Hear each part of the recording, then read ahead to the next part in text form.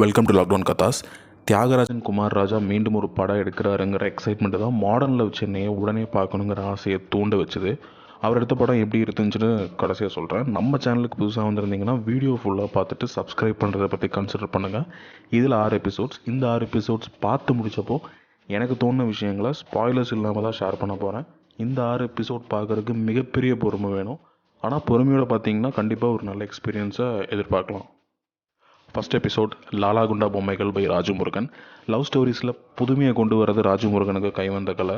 Direct பண்ண குக்கு, joker, gypsy, screen play எழுதின mehndi circus, இதில் எல்லாத்துலேயும் ஜாதி மதம் மொழியை கடந்து காதல் கொண்டவர்களை பற்றி விரிவாக பேசியிருப்பார்.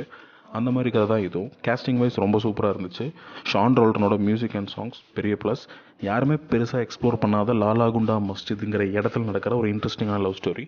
குட்டி குட்டி ட்விஸ்ட் வச்சு அழகாக முடிச்சிருப்பாங்க. இது ஒரு நல்ல ஸ்டார்ட்டாக இருந்துச்சு. செகண்ட் எபிசோட் இமைகள். நடுவில் கொஞ்சம் பக்கத்தை காணும் இயக்குனரோட ரைட்டிங்கில் காதல் பட இயக்குனர் பாலாஜி சக்திவேல் எடுத்த படம். நான் முன்னாடியே சொன்ன மாதிரி அதீதமான பொறுமை தேவைப்படுற படம். படு ஸ்லோவாக இருந்துச்சு. பெருசாக இன்ட்ரெஸ்டிங்கான சீன்ஸும் இல்லை. ஆனால் கடைசி கட்டத்துக்கு நெருங்க படம் கொஞ்சம் இன்டென்ஸ் ஆகுது. அவ்வளோ நேரம் பொறுமையை சோதித்த படம் மெதுவாக இன்ட்ரெஸ்டிங் ஆகுது. அண்ட் படத்தோட லாஸ்ட் சீன், லாஸ்ட் ஷாட் ரொம்ப அழகாக இருந்துச்சு. தேர்ட் எபிசோட் காதல் என்பது கண்ணில் ஹார்ட் இருக்கிற எமோஜி. இந்த எபிசோடோட பிளேஸ்மெண்ட் ரொம்ப முக்கியமானது. ஏன்னா அடுத்து வரப்போகிற 3 எபிசோடும் நிறைய இன்டென்ஸான விஷயங்களை பற்றி தான் டிஸ்கஸ் பண்ணுறாங்க. ஸோ ரொம்ப ஜாலியாக பெப்பியாக இருக்கிற இந்த எபிசோட 3வது வச்சது நல்ல விஷயம். கிட்டத்தட்ட பிரேமமோட ஃபீமேல் வெர்ஷன் ஃபீல் பண்ண வச்சாலும் பெருசாக எங்கேயும் போர் அடிக்கல. ரித்துவர்மாவோட பர்ஃபார்மன்ஸ் படத்தோட மெயின் பில்லர். நீதானே என் பொன் வசந்தம் ரைட்டர் ரேஷ்மா கட்டாலா எழுதி ஆக்டர் டைரக்டர் கிருஷ்ணகுமார் டைரக்ட் பண்ணியிருக்காரு. நிறைய இன்ட்ரெஸ்டிங் கேமியோஸ் படத்தில் இருக்குது. மியூசிக்கும் நல்லா இருந்துச்சு. ஓவரால் ஒரு ஃபன் பேக்கேஜ். கேர்ள்ஸுக்கு ரொம்ப பிடிக்கக்கூடிய கதை. ஃபோர்த் எபிசோட் மார்கழி. டிசம்பரில் நடக்கிற கதை. நான் சொன்ன பொறுமை திரும்பவும் தேவைப்படுற படம். ஆனால் அதையும் மீறி என்ன பார்க்க வச்சது இதில் நடித்த சஞ்சுலா சாரதிங்கிற பொண்ணோட இயல்பான நடிப்பு.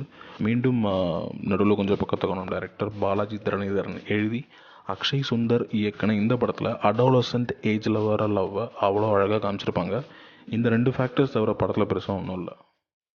5th எபிசோட் பறவை கூட்டில் வாழும் ஆண்கள். ரொம்ப இன்ட்ரெஸ்டிங்கான படம். ஆனால் குடும்பத்தோடு உட்காந்து பார்த்தா என்னடா இதெல்லாங்கிற ஃபீலிங் கொடுக்க சான்ஸ் இருக்குது. என்ன ரீசன்னா இதோட பிளாட் நிறைய பேருக்கு பிடிக்காமல் போகலாம், வெறுப்பாக வைக்கலாம். ஏன்னா அந்த மாதிரி கான்ட்ரவர்ஷியலான ஒரு கதை. இப்படிலாம் நடக்குமா அப்படின்னு நம்ம யோசிக்கிறப்போ இது உண்மையான ஒரு ஸ்டோரிங்கிற உண்மை நம்மளை கொஞ்சம் டிஸ்டர்ப் பண்ணுது. இதை இயக்குன பாரதி ராஜா அவர்களே எனக்கு இந்த கதையில் உடன்பாடு இல்லைன்னு தான் சொல்லியிருக்காரு. பட் படமாக பார்க்குறப்போ இது ரொம்ப புதுசாக இருந்துச்சு. வெறும் படமாக பார்த்து கடந்து போனால் எந்த பிரச்சனையும் இல்லை. 6th and லாஸ்ட் எபிசோட் நினைவு ஒரு பறவை பை தியாகராஜன் குமார் ராஜா. ரொம்ப எதிர்பார்த்த படம். ஒரு ஸ்டோரியை 1 2 3 4 5 சொல்லாமல் 5 1 2 4 3 சொன்னால் எப்படி இருக்கும், அந்த மாதிரி ஒரு ஸ்டோரி டெல்லிங் தான். இதோட ரன்னிங் டைமான 1 மணி நேரம் 10 நிமிஷம் தான் மெயின் ட்ராபேக். இன்னும் குறைச்சிருந்து நல்லா இருந்திருக்கும். படம் எனக்கு பெருசாக புரியல. நிறைய பசில்ஸோட அவரோட யூனிவர்ஸில் எல்லா லிபர்ட்டிஸும் யூஸ் பண்ணி தான் தியாகராஜன் குமார் ராஜா அந்த வேர்ல்டை க்ரியேட் பண்ணியிருக்காரு.